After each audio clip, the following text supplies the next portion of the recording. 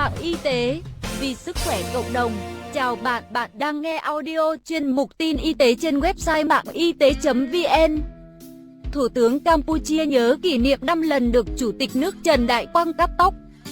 Theo Thủ tướng Campuchia Hun Sen, Chủ tịch Trần Đại Quang là một trong hàng ngàn hàng vạn chiến sĩ tình nguyện Việt Nam trực tiếp chiến đấu sát cánh với Campuchia xóa bỏ chế độ diệt chủng. Khi còn là đồng đội, cá nhân Thủ tướng Hun Sen đã 5 lần được Chủ tịch nước Trần Đại Quang cắt tóc cho. 5 lần cắt tóc cho đồng đội. Đại sứ Việt Nam tại Campuchia, ông Vũ Quang Minh cho biết, ngày 21 tháng 9 năm 2018, trong buổi tiếp Thượng tướng Lương Cường, chủ nhiệm Tổng cục Chính trị, Bộ Quốc phòng Việt Nam, đang thăm làm việc tại Campuchia, Thủ tướng Hun Sen đã gửi lời chia buồn sâu sắc tới gia quyến Chủ tịch nước Trần Đại Quang, Chính phủ và nhân dân Việt Nam. Theo ông Vũ Quang Minh, Thủ tướng Hun Sen xúc động, dành nhiều thời gian nhắc lại những kỷ niệm không thể quên với Chủ tịch nước Trần Đại Quang.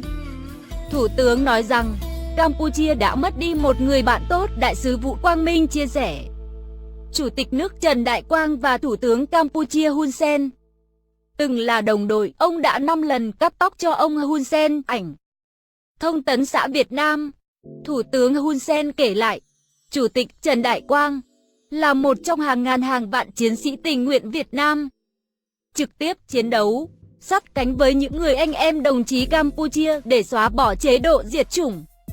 Sau đó, Chủ tịch nước Trần Đại Quang đã có những đóng góp to lớn cho công cuộc hồi sinh và phát triển đất nước Campuchia.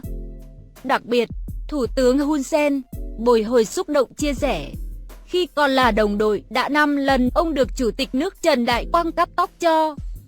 Ngày 21 tháng 9 năm 2018, Thủ tướng Campuchia Hun Sen đã gửi thư chia buồn tới Thủ tướng Nguyễn Xuân Phúc khi được biết tin Chủ tịch nước Trần Đại Quang từ trần.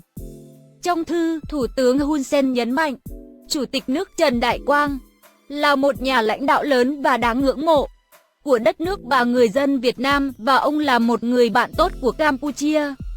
Lời hứa thăm lại Campuchia, Đại sứ Vũ Minh Quang cho biết, trước khi lên đường đi nhận nhiệm vụ ở Campuchia, ông vinh dự được tới chào Chủ tịch nước Trần Đại Quang và ăn trưa tại phủ Chủ tịch. Chủ tịch nước Trần Đại Quang nặng tình nghĩa với đất nước Campuchia và hứa sẽ trở lại thăm vào đầu năm 2019, nhưng ông đã không thể thực hiện được chuyến đi này. Ảnh VOV, Chủ tịch kể lại những câu chuyện hào hùng của gần 40 năm trước. Chỉ một ngày sau khi Phnom Penh được giải phóng, ngày 8 tháng 1 năm 1979, ông đã hành quân cùng đồng đội từ thành phố Hồ Chí Minh vào giúp Quân đội Nhân dân Campuchia truy quét tàn quân diệt chủng Khmer Đỏ. Những chặng đường chiến sự vượt cầu giữa làn đạn B-40 của quân thù, vân vân. Đến những nỗ lực giúp hồi sinh đất nước tươi đẹp này, Đại sứ Vũ Quang Minh nói. Theo đại sứ, lần cuối ông được gặp Chủ tịch nước là dịp về nước dự hội nghị ngoại giao 30 vào tháng 8 năm 2018. Lúc đó sức khỏe của Chủ tịch đã suy giảm nhiều, nhưng vẫn cố gắng làm việc đến những phút cuối cùng.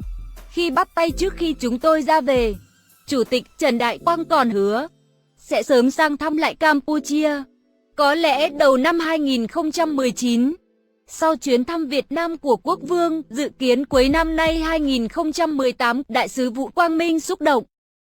Theo Châu Như Quỳnh, nguồn Dân trí, nội dung bài viết đến đây là kết thúc. Nếu bạn có thắc mắc, câu hỏi gì xin hãy chia sẻ bình luận bên dưới bài viết này. Mời bạn hãy đăng ký kênh Mạng Y tế, chia sẻ bài viết này tới bạn bè và theo dõi thêm những audio tiếp theo. Hy vọng bài viết này sẽ đem lại cho bạn nhiều điều bổ ích. Chúc bạn luôn mạnh khỏe.